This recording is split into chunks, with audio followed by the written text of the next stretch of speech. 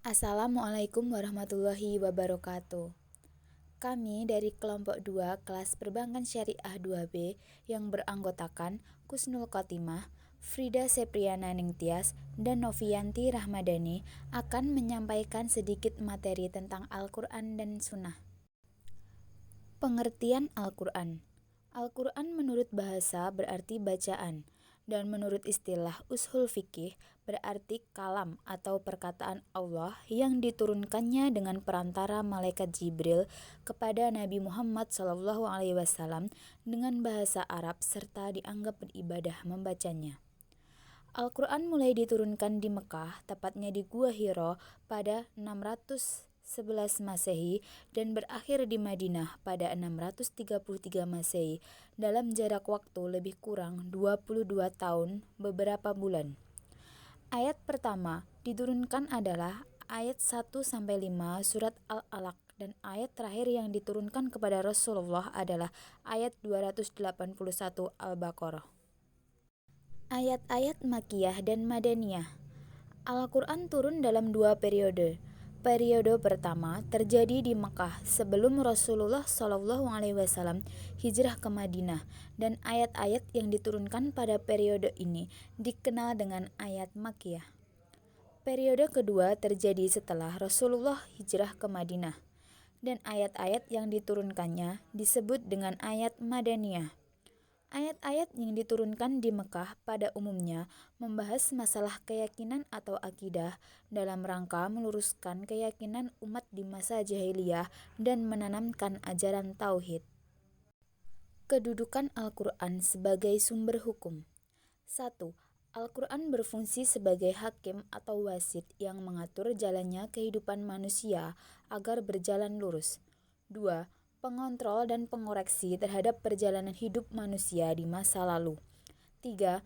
Memecahkan problem-problem kemanusiaan dari berbagai aspek kehidupan, baik rohani, jasmani, sosial, ekonomi, maupun politik dengan pemecahan yang bijaksana karena ia diturunkan oleh Allah Subhanahu wa Ta'ala. Hukum-hukum dalam Al-Quran. Yang pertama, hukum-hukum i'tiqadiyah adalah hukum-hukum yang berkaitan dengan kewajiban para mu'alaf untuk beriman kepada Allah, malaikat-malaikatnya, rasul-rasulnya, dan hari pembalasan.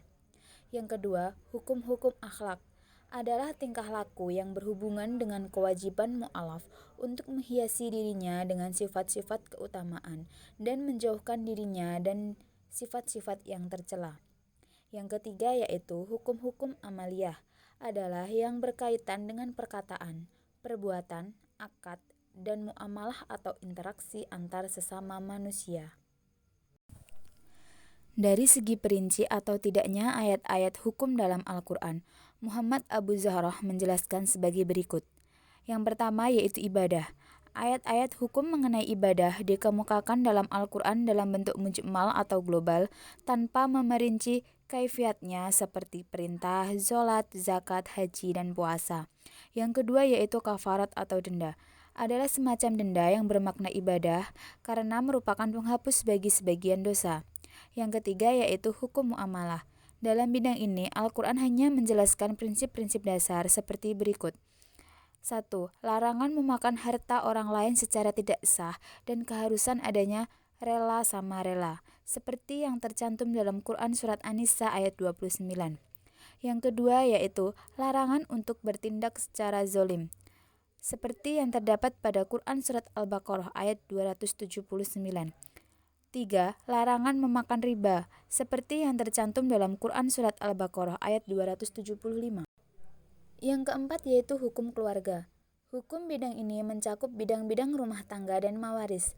Dalam bidang ini, Al-Quran berbicara relatif lebih perinci dibandingkan dengan bidang-bidang yang lain.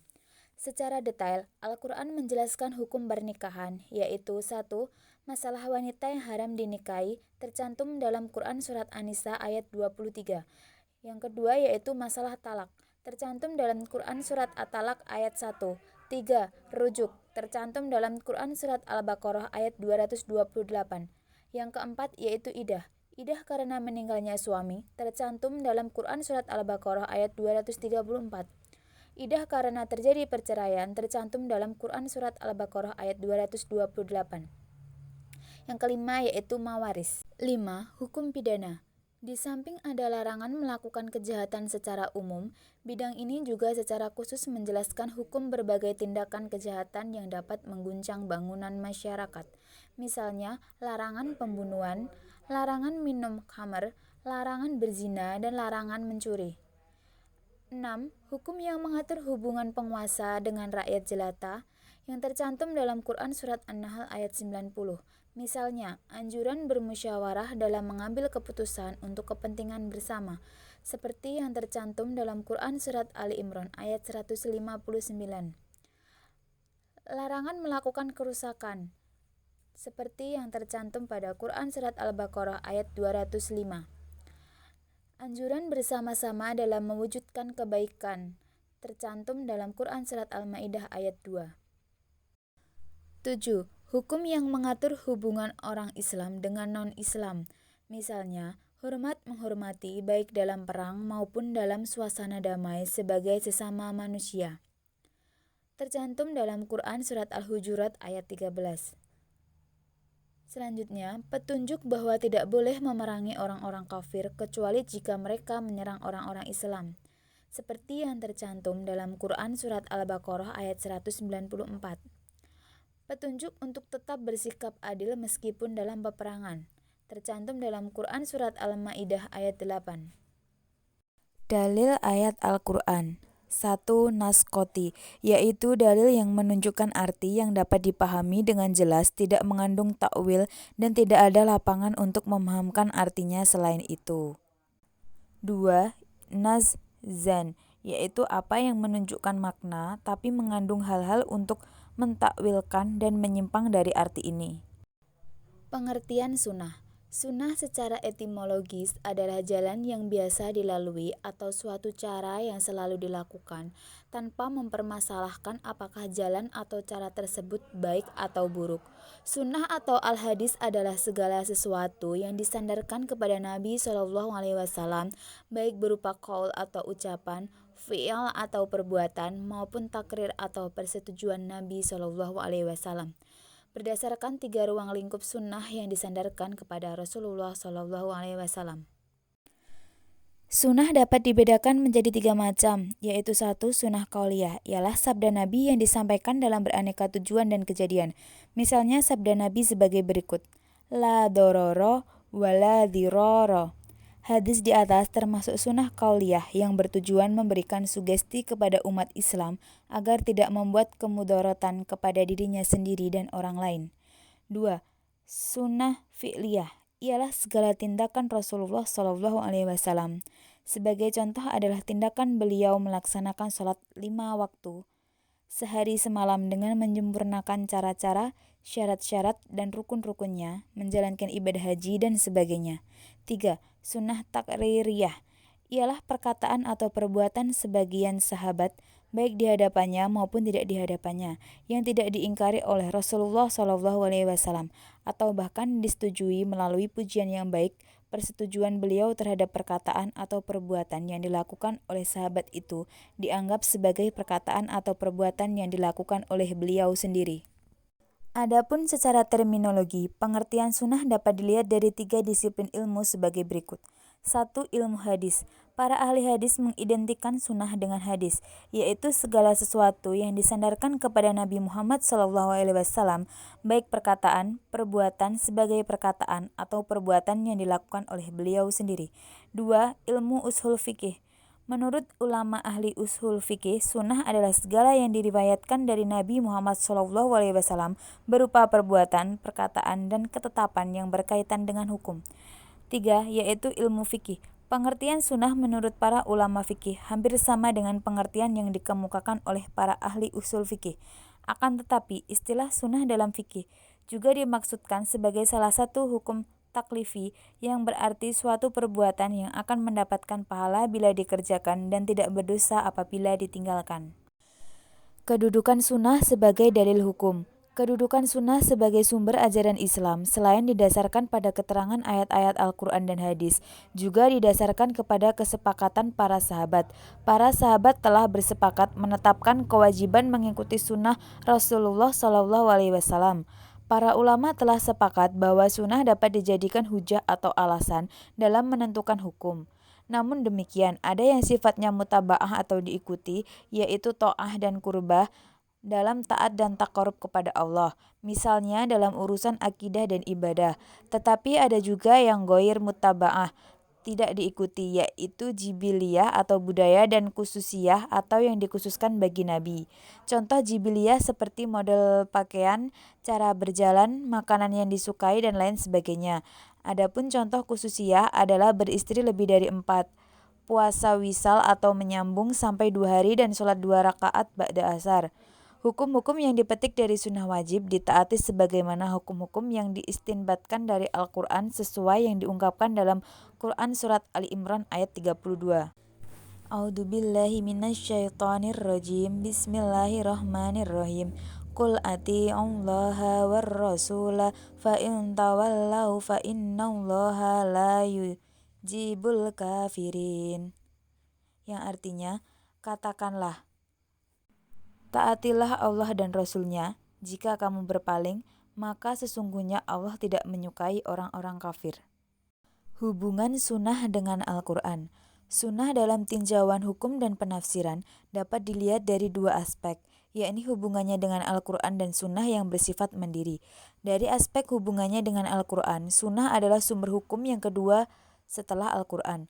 Hubungan ini disebut hubungan struktural.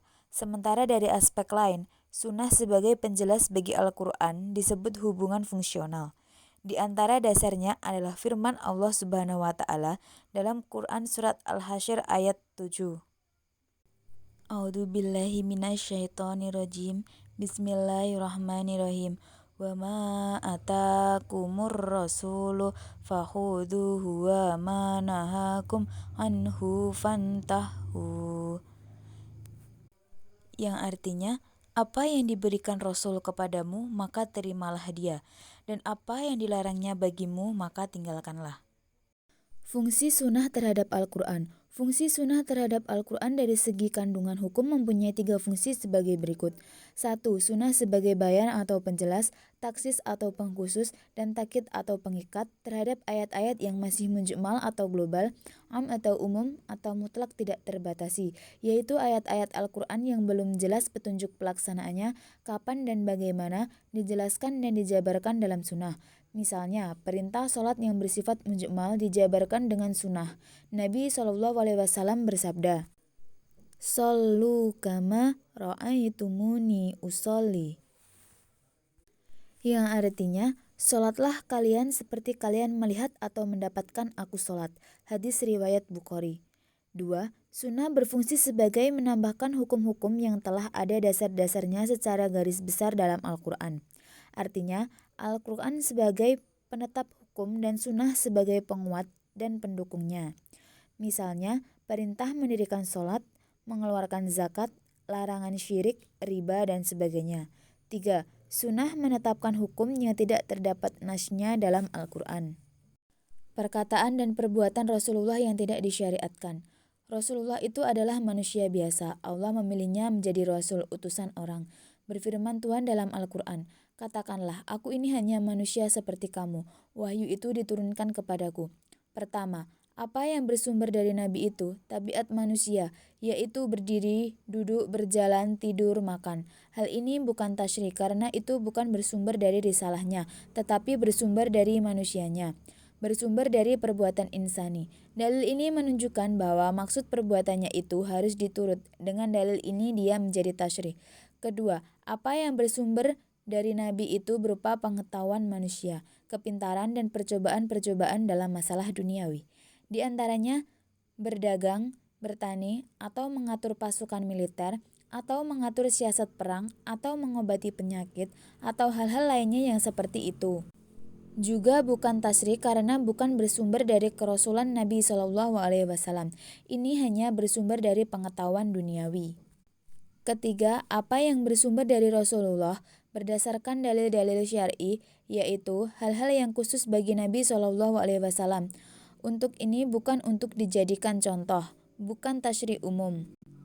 Seperti istri Nabi itu lebih dari 4 orang. Ada firman Tuhan yang berbunyi, "Kawinilah olehmu perempuan-perempuan yang baik menurut kamu, 2, 3, dan 4 orang." Hal ini menunjukkan bahwa